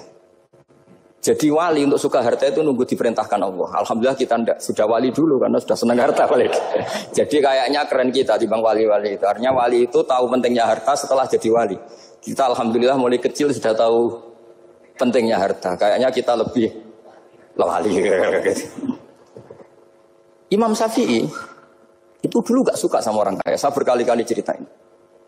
Karena dia dididik Sufyan As-Tsauri, Sufyan bin Uyainah. Tapi ketika ketemu Imam Malik itu kaya raya. Meskipun dia hidupnya sederhana, tapi kaya raya. Pas beliau mau, Imam Syafi'i dia agak-agak sopan kalau sekarang tanya, setelah jenengan ilmu yang saya harus ambil siapa? Kata Imam Malik, yang sealim saya itu sudah meninggal Abu Hanifah, tapi muridnya masih, namanya Muhammad bin Hasan Asy-Syaibani. Kamu datang ke sana. Semalam itu Imam Malik dikasih uang 500 dinar. Padahal 1 dinar itu 4,25 gram. Bisa dihitung berapa ratus juta. Terus separuhnya dikasihkan Imam Syafi'i. Nah, tidak kasangoni. Pagi-pagi diajak ke Baki. Dulu Baki itu ada kafilah rental unta. Mana kafilah yang mau ke Irak? Kita. Ya sudah ini antar. Tak bayari. Diantar Imam Syafi'i. Diantar ke Imam Muhammad bin Hasan Asy-Syaibani di Irak. Itu ketemu Muhammad bin Hasan Asy-Syaibani pertama itu apa? Beliau itu kalau ngitung uang di meja. Emas-emasnya di meja, uangnya dolar, semuanya di meja. Tambah kaget, ini saya sama Imam Malik ingkar, ini malah lebih parah lagi. Kata Muhammad bin Hasan Asy-Syaibani, "Atajabu min hadza." Kamu kagum dengan ini, merasa aneh? Iya. Ya sudah, ini tak kasihkan orang fasik, tinggo demenan, tinggo judi. Jangan, jenengan saja. Kalau jenengan kan orang soleh dipakai kebaikan, berarti orang soleh boleh kaya. Angsal-angsal kan besar. Semenjak itu Imam Syafi'i kebablasan. Sampai fatwa kiai fakir itu haram. Kiai bisa bikin rumah bagus, bikin rumah jelek, haram. Puasa al-Islam ya Allah wala yulal. Nah lagi-lagi kebetulan kita sebelum ngaji Imam Syafi'i sudah seperti itu. Jadi ini justifikasi. Lagi-lagi itu ilmu. Saya ulang lagi-lagi itu ilmu. Akhirnya saya membaca kitabnya Imam Sa'roni namanya Al-Minanul Kubro. Itu beliau cerita wa mimma manallahu alaihi. Kesannya kayak orang sombong. Tapi sebetulnya yang sopan itu yang sombong. Karena Imam Sa'roni bilang, kamu harus memaklumatkan diri kalau antum minal ulama il amilin. Kamu termasuk ulama yang amilin. Terus ditanya sama orang-orang, bagaimana kalau nyatanya enggak? Kamu tadi subuh sholat, iya saya sholat. Kamu tadi zuhur sholat, iya saya sholat. Kenapa ketika kamu maksiat ingat terus, ketika kamu taat tidak ingat? Berarti kamu anggap Allah itu menyesatkan kamu tok, tidak pernah ngasih hidayah sama kamu. Pas delok rondo ning dalan kok maksiat, bar salat ora tau syukur, bar zuhur ora tau syukur, bar asar. Berarti kan nyifati Allah, hari ini Allah ngasih saya maksiat. Sementara lupa kalau Allah ngasih salat zuhur, salat asar, salat maghrib, salat isya. Oh sudah di situ al-Minanul Kubro, orang itu soleh semua. Nah saya itu termasuk orang yang didikte oleh kitab, terbentuk oleh kitab Al-Minanul Kubro. Jadi di situ hidup itu enak semua. Makanya saya itu masih ingat dialeknya dua orang alim. Enggak perlu saya sebutkan, ini agak sensitif. Karena ceritanya itu ada anaknya Kiai mau nyalek. Karena dia anaknya Kiai tanya, Mbah, dalilnya nopo nanti yang kepingin jadi jabatan, mencari jabatan itu sah. Kalau yang jawab tak sebut gak apa-apa namanya. Jawabnya Mbah Mun, oleh gak apa-apa. Nabi Yusuf juga ada jabatan. Terus beliau baca, qalat alni ala khuzainil ardi inni khafifun alim. Nabi Yusuf juga ada jabatan ya Rabb. Didebat sama orang alim. Itu Nabi Yusuf, syariatnya itu mansukhoh di syariati Rasulullah Muhammad SAW. Setelah tamunya pulang, Mbah Mun dibantah gitu. Dari Mbah Mun gini bilang, anut kiai wae oleh pemenang anut Nabi. Sama ingat kalimatnya. Anut kiai wae oleh pemenang anut. Artinya Nabi Yusuf kan minta jabatan ij'alni ala khazainil ard. Jadi akhirnya semenjak itu fikih-fikih ilmu tadi saya ulang lagi. Akhirnya saya cari, termasuk saya disuruh bangun. Saya golekno dalile nak wong soleh kok oleh jabat. Hatiku, wong dalil kok diorder saya ya sempat. Ternyata saya cari-cari ya tadi am yahsudunan nasa alama atahum wa min fadlih faqad ataina ala Ibrahim alkitab wal hikmata wa atainahum mulkan azim. Keluarga Nabi Ibrahim di antara sifat yang disebutkan Allah adalah dikasih mulkan azim. Sebab itu akhirnya kiai Indonesia itu mazhabnya Syafi'iyah semua. Politik ya kerso, jabat ya kerso, proposal ya kerso. Saya ini, maksud saya ini yang menyelamatkan ilmu. Kalau orang khusyuk pasti gedeng. Kiai kok gelem proposal, kiai kok para pejabat. Tapi orang ilmu setuju. Nah saya nggak tahu setujunya itu bawaan ilmu apa bawaan nafsu tadi itu yang mulai saya data. Nah kalau saya kan bawaan ilmu saya baca. Itu bedanya saya dengan Mas Nadif jadi bawaan baca. Karena kemarin saya dibully habis-habisan di Kudus. Saya tidak punya kesempatan bicara di menantunya Neng Mu'ah ya. Wah ini kurang ajar betul orang ini kata saya. Tapi saya nyari sisi positifnya. Kalau saya dibully kan saya madlum. Orang madlum gampang jadi wali. Yang dia bully berarti zalim ya sudah berarti wali saya. Gitu. Nah supaya dia juga wali sekarang tak bully supaya impas gitu. Jadi ini nolong beliau. Jadi saya 22 hari itu kalau habis subuh ke rumah sakit. Tapi kalau asar pulang ngajar. Ya begitu terus. Karena mbah-mbah saya itu sukanya ilmu Masya Allah. Karena ilmu itu penting. Apapun pakemnya para wali itu kalau diingatkan secara ilmu itu terus kayak runtuh. Saya berkali-kali mencontohkan. Dan itu valid, data itu valid. Sufyan bin Uyainah itu orang yang khusyuknya Masya Allah. Gurunya Imam Syafi'i, gurunya Imam Malik. Itu beliau menceritakan dalam kitab Khilyatul Auliya. Nabi Isa itu senengannya itu ceria sekali. Nabi Yahya itu senengannya bersengut, abusan, suka kayak takut akhirat, takut penyakit. Tapi bukan takut corona, enggak ya jelas kan. Saya akhir-akhir ini fatwa, sekarang jangan baca Uwais Al-Qarani, tapi Al-Qarni. Meskipun saya tahu ada yang baca Qarani di kitab-kitab, ada yang baca Qarni. Tapi sekarang wajib dibaca Al-Qarni sementara. Sekali dibaca Al-Qarani itu nisbatun ilah. Iya, jadi makanya ini untuk sementara dibaca, ngikuti yang baca Uwais Al-Qarni. Meskipun di sarah-sarah, apa bifathir ra' wakila bi sukun, ya sudahlah sekarang harus ijma dulu Al-Qarni ya, karena kalau Al-Qarani itu akhirnya Nabi Isa ditegur sama Nabi Yahya. Mali aroka dohikan ka'annaka ta'manu min makrillah. Saya melihat kamu kok suka tertawa, seakan-akan kamu merasa aman tidak kena azabnya Allah. Nabi Isa akhirnya balas tanya, Mali aroka abisan ka'annaka tai'asu min rahmatillah taknatu min rahmatillah. Kowe mbesengut wae koyo dunia orang rahmat, anane corona tok. Padahal yo ono mangan, ono guyon, ono nikmat. Dan itu figur besar, akhirnya kita tahu. Dan saya sering cerita juga, setiap dakwah itu Nabi Isa nyari syirarun nas, Nabi Yahya cari khiyarun nas. Tentu alasan Nabi Yahya gampang, berteman orang baik itu baik lah, nyaman, terus akibatnya juga baik. Nabi Yahya enggak. Dimana tanzilu ala syirarin nas? Kenapa kamu singgahnya ke orang-orang yang buruk? Ana tabibun udawil marto. Saya ini dokter, tentu menyembuhkan yang sakit.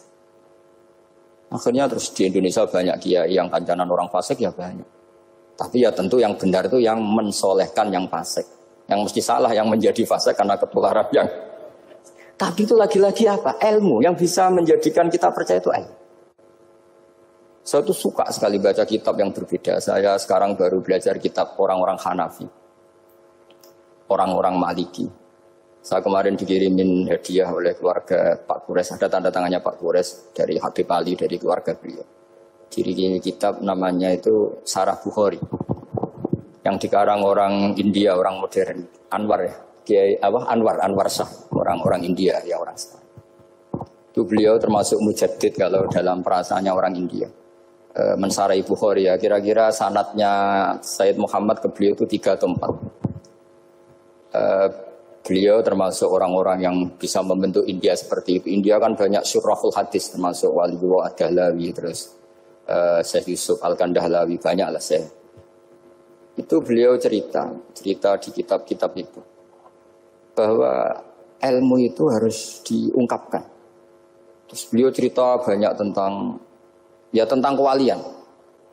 Sampai dalam cerita kewalian itu unik. Dan terus kayak jadi wali itu gampang sekali. Ya diantaranya itu wali itu mau modal rasido. Sab'atun yudhilluhum wa fi dhillihi wa la dhilla illa dhill. Itu diantaranya itu wa rajulun da'athu imra'atun datu jamalin wa mansibin faqala inni akhafu. Mau modal gak sido. Wis dijak wong ayu menarik muni ra gelem. Modal ra gelem iku iso dadi wali. Iku yudhilluhum wa fi dhillihi wa la dhilla. Ya. Nah, masalah kita ora digelemi lah itu masalah. Itu sangat. Jadi gampang sekali dalam kitab Al-Minanul Kubra. Dan kalau baca itu enak. Misalnya gini. Tentu masa lalu kita yang buruk itu tidak diceritakan orang lain. Dan itu kadang karena gengsi. Tapi kalau melihat hadisnya Nabi itu gampang sekali. Kullu ummati mu'afan ilal mujahirin. Umatku semua itu dimaafkan. Kecuali yang memperlihatkan salahnya dosanya. Jadi nggak boleh kalau sampean sekolah nggak naik kelas cerita anaknya. Kalau saat dulu nggak naik kelas, kalau punya utang koperasi nggak pernah bayar, nggak boleh cerita seperti itu. Kalau ditanya, bapak dulu pinter nggak? Oh pinter sekali. Harus bilang gitu, pinter sekali. Pernah ranking sekali, sudah nggak apa-apa itu. Meskipun dengan makna yang lugawi ya. Saya dulu iskal. Kan nyon saya ini sering diparani orang yang mau tobat tercerita. Saya dulu sering main perempuan, sering mabuk, tapi sekarang saya mau tobat gini-gini. Karena ini orang awam, tak terima. Tapi saya bilang gini, kamu jangan cerita ke anak kamu. Terus dia cerita, tapi kan saya harus jujur. Karena ilmunya dia baru terlalu jujur itu penting gitu. Terus pokoknya menurut kula ora oleh cerita, pokoknya ora oleh cerita. Ya guys, oke. Setelah itu saya nyari-nyari sarah, termasuk kitab itu. Kok bisa orang yang tidak mujahirin, orang yang menutupi salahnya malah dimaafkan, yang cerita jujur pernah salah malah tidak. Sangat bener. Misalnya seorang bapak cerita, cuma mau disini nak pacaran tak ambung.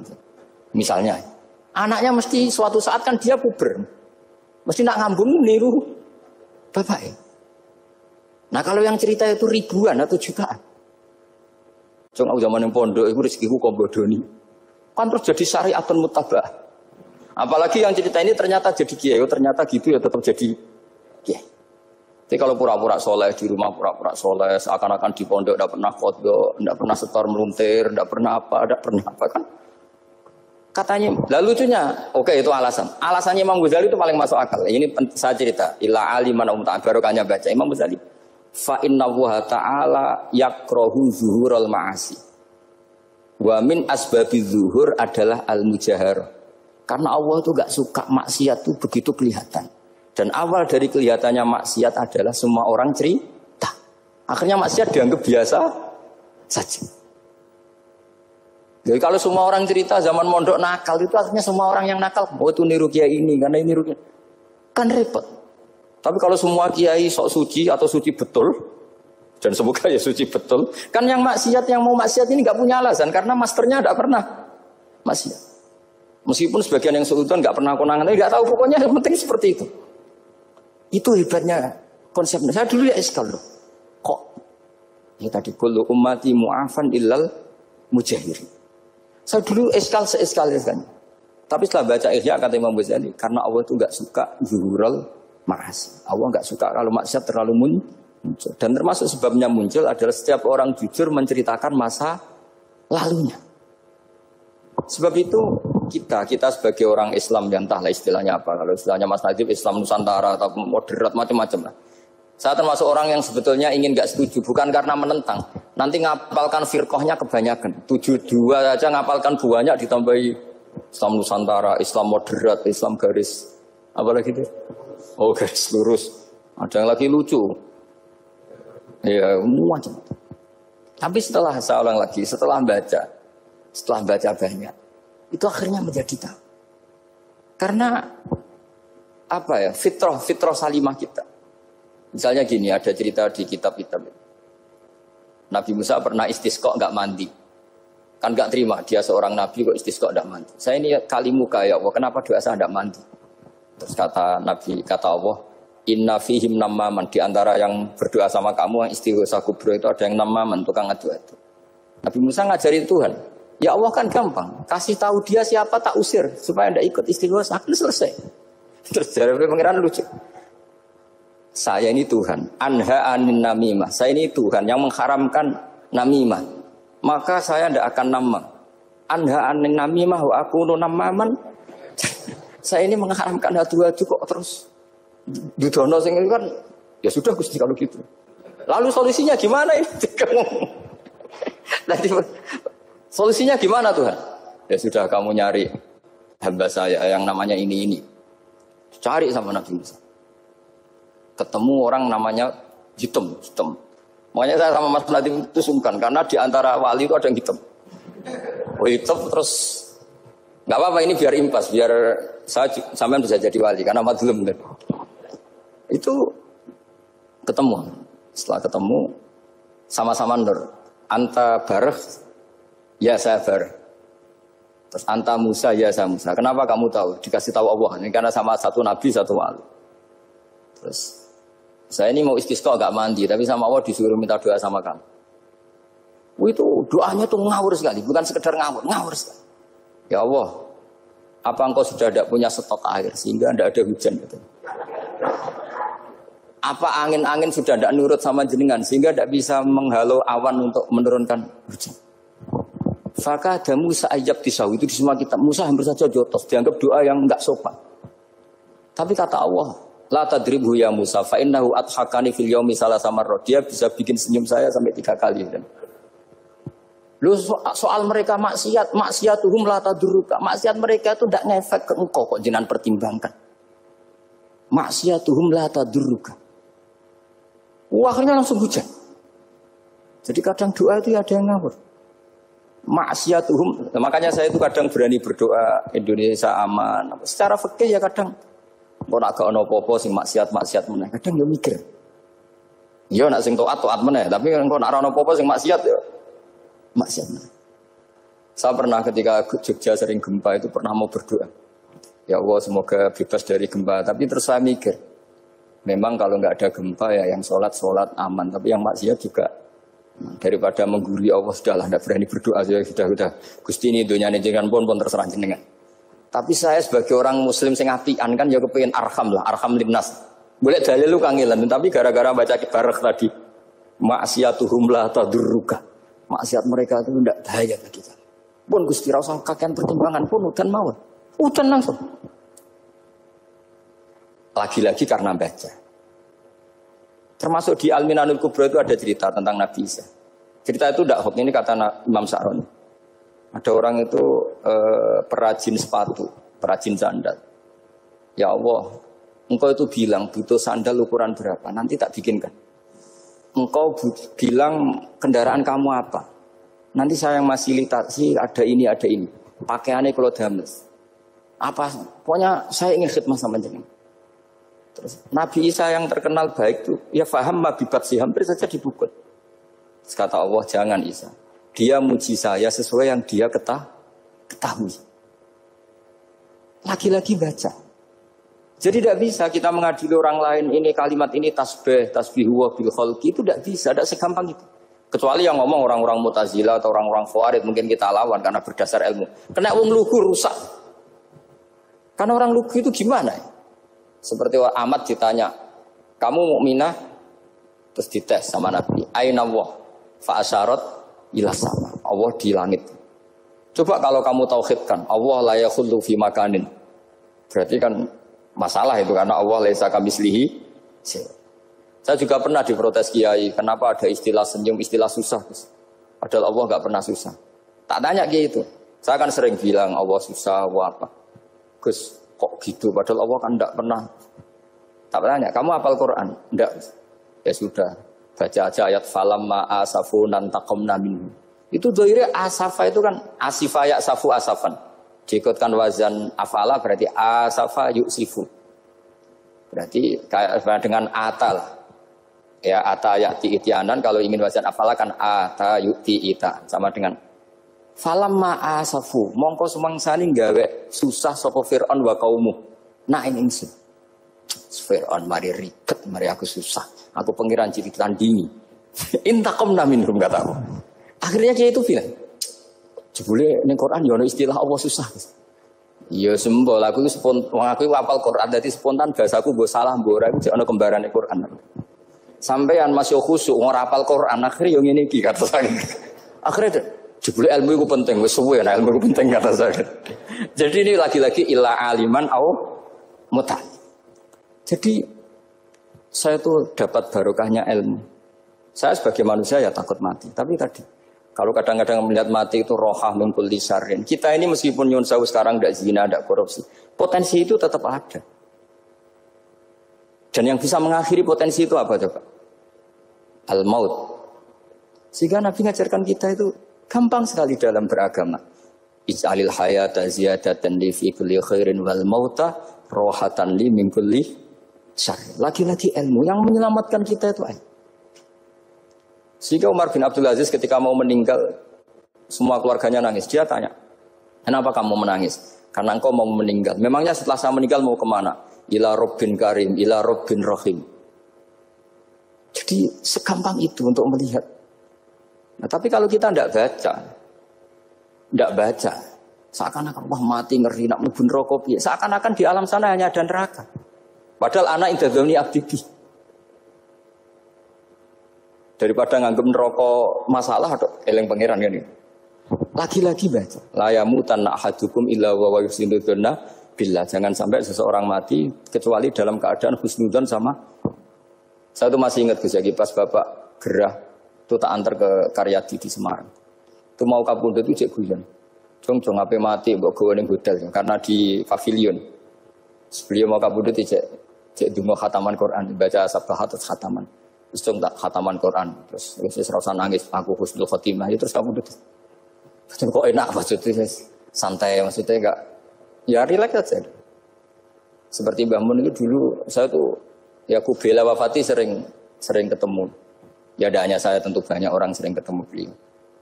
Jawabnya Mbah Mun, Jung, aku nak mati Selasa berarti aku wong alim, nak mati Jumat berarti aku wali. Kok penak kabeh? Saya sebenarnya ingin tanya, nak setu bah tahat nih, tapi kok potongannya orang pantas itu jadi. Ketika beliau nyatanya kapundut, Selasa berarti senang status alim. Artinya orang-orang dulu itu, Imam Ghazali lebih parah lagi. Ya saya yakin ya semua orang Islam mati itu baik. Imam Ghazali lebih parah lagi. Itu beliau kapundut, itu orang yang perjalanannya 3 hari itu sudah datang semua. Sore beliau beli kafan. Terus beliau bilang ke adiknya, saya nanti kalau mati yang imami orang ini. Jangan makamkan saya sebelum diimami orang ini. Dulu udah ada WA-nya Mas Najib, udah ada grupnya. Itu ketika beliau sudah beli kafan, habis sholat subuh, alayya bil kafni, kafan saya bawa sini. Dikasihkan sama adiknya. Ya Allah, ar-ridho bil intiqal ilal malakil. Jadi saya sudah ridho kalau ketemu engkau. Terus kabundut. Adiknya bingung karena orang yang ditunjuk itu harus 3 hari perjalanan. Ternyata datang semua terus. Kok kenapa?